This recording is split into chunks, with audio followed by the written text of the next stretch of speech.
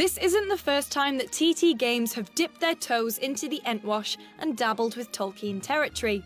After the success of LEGO Lord of the Rings, they're taking on The Hobbit, Bilbo's unexpected journey to the Lonely Mountain, by condensing Peter Jackson's first 2 movies into a greatly enjoyable game.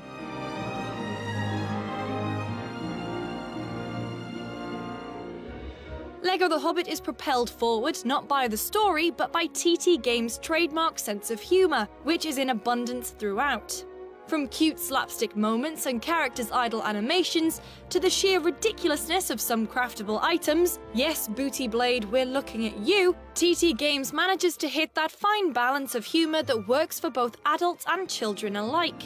There are even light-hearted jabs at Tolkien's world. The eagles, often cited as a major plot hole in Lord of the Rings, are used in LEGO The Hobbit as a fast travel system. It's gags like these that more than make up for The Hobbit's storyline.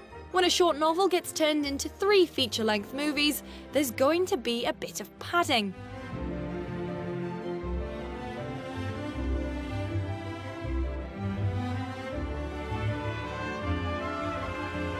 But here's where TT Games have done something truly great. They've taken Peter Jackson's trilogy and made it into a much more streamlined experience, trimming the fat from the movies while simultaneously adding enough references and tidbits to keep even the most hardcore of Tolkien fans entertained. Using the original score and the actor's voice stems further increases its authenticity and throws you completely into the world of Middle-earth.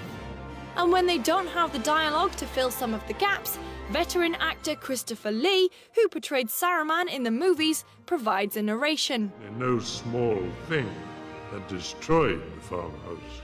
There are plenty of other familiar names and faces to find scattered throughout the world, and as with any LEGO title, there are a lot of characters to unlock. The main cast of the dwarves all look pretty similar, meaning that it does take a little longer to get to grips with each character and their abilities. The vast majority of the game is spent with the treasure-hungry horde, but there are a few levels where you break away and play as other characters with various abilities.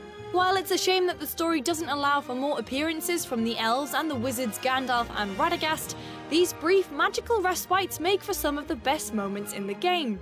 And indeed, for a game made up of small bricks, LEGO The Hobbit has a lot of big moments in it. The stone giants, the confrontation with the necromancer, and of course the infamous barrel escape from Mirkwood are all memorable and incredibly fun to play.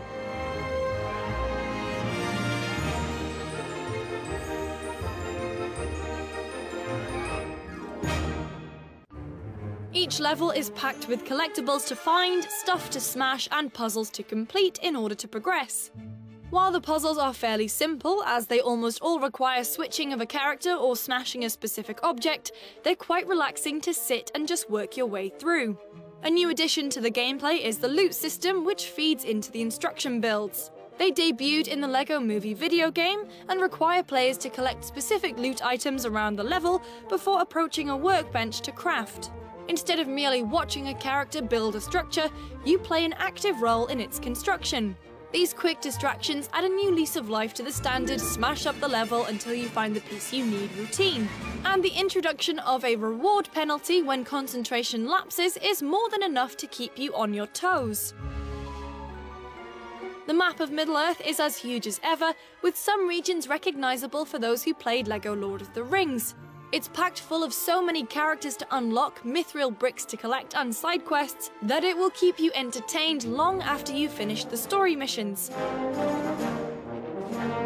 Which sadly end a little bit too soon, as the third and final movie, There and Back Again, is due to be added as DLC. So what we have at the moment is 2/3 of a truly excellent game, and we really can't wait for the final installment.